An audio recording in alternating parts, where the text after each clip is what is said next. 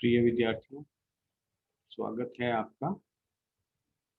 इस वीडियो में हम जो बात है राइबोसोम एक और ऑर्गेनेली जो है सेल का, उसके बारे में बात करने वाले हैं। तो राइबोसोम्स जो हैं they were first isolated from cell cytoplasm by A Claude. A Claude ने 1943 में सबसे पहले इसको साइटोप्लाज्म से आइसोलेट किया था और उसने इसको माइक्रोसोम्स के नाम से इनको माइक्रोसोम नाम दिया। इसके बाद इनको प्लांट सेल्स की particularly root cells of beans से भी रिपोर्ट किया गया था रॉबिन्सन और ब्राउन ने 1953 में, और पैलेड ने 1955 में इसको एनिमल सेल से रिपोर्ट किया था। राइबोसोम इनको जो है नाम दिया था बिकॉज इनके अंदर बहुत हाई अमाउंट के अंदर आरएनए उपस्थित था, और जी पैलेड ने 1955 में इनको पैलेट पार्टिकल्स का नाम दिया, जो which form only part of microsomal fraction का एक पार्ट बनाते थे। अगर हम डेफिनेशन की बात करें तो राइबोसोम जो है ये smallest known electron microscopic particles हैं, जिनको हम आरएनपी पार्टिकल्स भी बोलते हैं। आरएनपी मतलब राइबो न्यूक्लियो प्रोटीन पार्टिकल्स भी बोलते हैं। और ये जो होते हैं ये दो अवस्था में मिल सकते हैं, या तो ये रफ एंडोप्लाज्मिक रेटिकुलम आरईआर के साथ अटैच रहते हैं, या ये साइटोप्लाज्म के अंदर फ्री प्रावस्था में रहते हैं। और राइबोसोम्स जो हैं ये प्रोटीन सिंथेसिस की साइट हैं, इसलिए इनको कॉमनली प्रोटीन फैक्ट्रीज के नाम से भी जाना जाता है। अब अगर हम बात करें कि राइबोसोम की अक्रेंस कोशिका के किस भाग में मिलती है, कुछ कोशिका में कितने मिलते हैं, उनके नंबर की बात करें तो राइबोसोम जो हैं दोनों प्रोकैरियोटिक और यूकैरियोटिक दोनों प्रकार की कोशिकाओं में मिलती हैं। परंतु ये जो मैच्योर स्पर्म सेल है और जो मैच्योर आरबीसी सेल है, उनको छोड़कर ये लगभग सभी कोशिकाओं के अंदर मिलते हैं। प्रोकैरियोट्स के अंदर राइबोसोम्स केवल फ्री अवस्था में मिलते हैं साइटोप्लाज्म के अंदर, जबकि राइबोसोम जो हैं वो यूकैरियोटिक कोशिकाओं के अंदर दो फॉर्म्स के अंदर मिल सकते हैं साइटोप्लाज्म के अंदर। और इन राइबोसोम्स को साइटोप्लाज्मिक राइबोसोम्स और साइटोराइबोसोम्स भी बोलते हैं। ये दो फॉर्म्स जिनके अंदर ये मिल सकते हैं वो फ्री फॉर्म्स और बाउंड फॉर्म्स हो सकती है। फ्री फॉर्म में प्रोकैरियोटिक कोशिका की तरह ये साइटोप्लाज्म के अंदर मुक्त अवस्था में रहते हैं, जबकि बाउंड फॉर्म के अंदर ये रफ एंडोप्लाज्मिक रेटिकुलम की आउटर सरफेस और जो आउटर न्यूक्लियर मेम्ब्रेन है उसकी सरफेस के साथ अटैच रहते हैं। इसी तरह से जो मेरिस्टेमेटिक सेल्स हैं उनके अंदर केवल जो राइबोसोम है वो फ्री अवस्था के अंदर ही पाए जाते हैं। यूकैरियोट के अंदर राइबोसोम जो हैं कुछ सेल ऑर्गेनेलिस के अंदर भी, तो जो सेल ऑर्गेनेलिस की मैट्रिक्स है उसके अंदर भी माइटोकॉन्ड्रिया पाए जाते हैं, और ये दो ऑर्गेनेलिस हैं जिनकी अंदर राइबोसोम पाए जाते हैं। ये दो ऑर्गेनेली हैं माइटोकॉन्ड्रिया एंड प्लास्टिड्स। और इन राइबोसोम्स को जब माइटोकॉन्ड्रिया के अंदर पाए जाते हैं तो माइटोराइबोसोम्स, और जब ये प्लास्टिड के अंदर पाए जाते हैं तो उस अवस्था में इनको प्लास्टिडोराइबोसोम्स के नाम से बुलाए जाते हैं। बाउंड फॉर्म के अंदर ये उन कोशिकाओं के अंदर मिलते हैं जिनके अंदर प्रोटीन सिंथेसिस की एक्टिविटी काफी अधिक तीव्र गति से हो रही होती है, जबकि दूसरी कोशिकाओं के अंदर जो है जैसे रेटिकुलोसाइट्स के अंदर ये मुक्त अवस्था के अंदर मिलते हैं, यानी फ्री फॉर्म्स के अंदर मिलते हैं। और ये दोनों जो फॉर्म्स हैं फ्री फॉर्म्स और बाउंड फॉर्म्स ये इंटरचेंजेबल है। मीन्स कोई राइबोसोम यदि मुक्त अवस्था में है तो वो राइबोसोम के साथ अटैच होकर उसको बाउंड फॉर्म में मिल सकता है, या राइबोसोम जो रफ एंडोप्लाज्मिक रेटिकुलम या न्यूक्लियर मेम्ब्रेन के साथ बाउंड अवस्था में है, वो उससे फ्री होकर साइटोप्लाज्म में फ्री अवस्था में भी आ सकता है। तो इस प्रकार से इनके अंदर जो है दोनों फॉर्म्स जो हैं आपस में इंटरचेंज होती रहती है। अब अगर हम बात करें कि राइबोसोम की संख्या कितनी होती है, तो राइबोसोम की जो संख्या है it depends heavily on RNA contents and basophilic nature of the cell.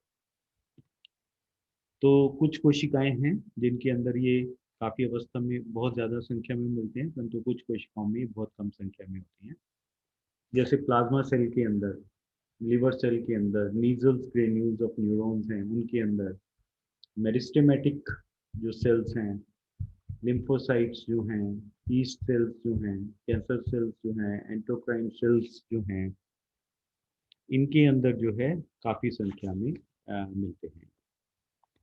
जबकि ई कोलाई या एस्चरिचिया कोलाई जो है, उस कोशिका के अंदर इनकी जो संख्या है 10,000 से 20,000 राइबोसोम एक ई कोलाई कोशिका के अंदर हो सकती है।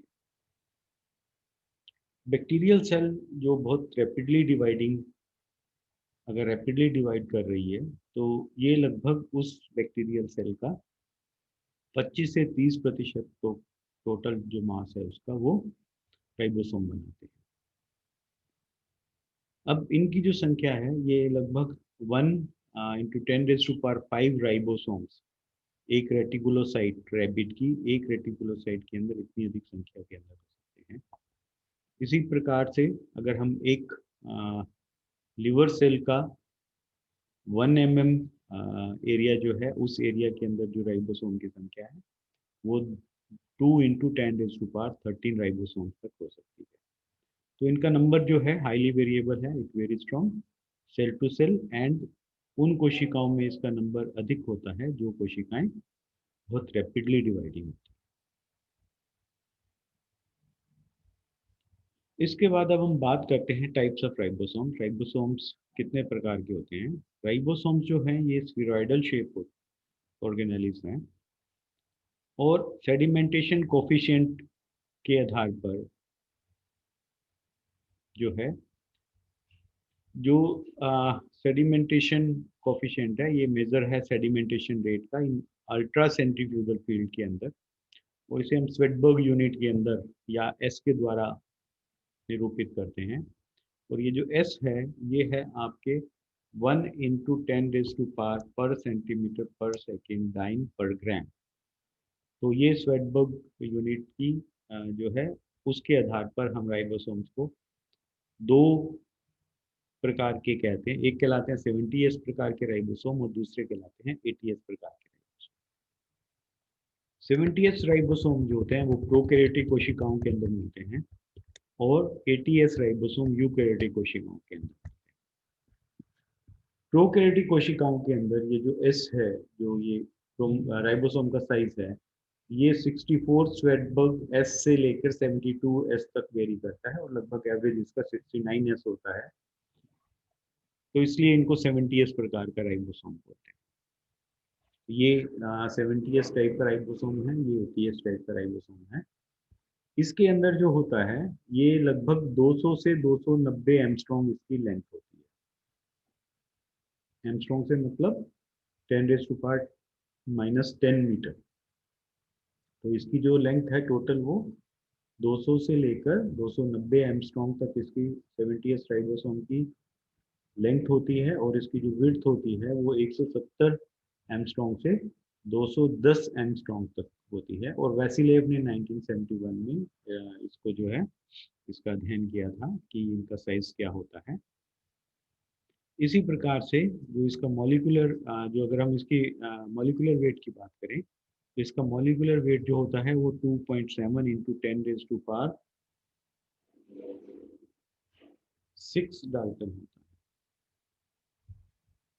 2.7 × 10⁻6 डाल्टन इसका मॉलिक्यूलर वेट होता है, और एक डाल्टन जो है that is equal to 1.65 × 10⁻⁻24 grams.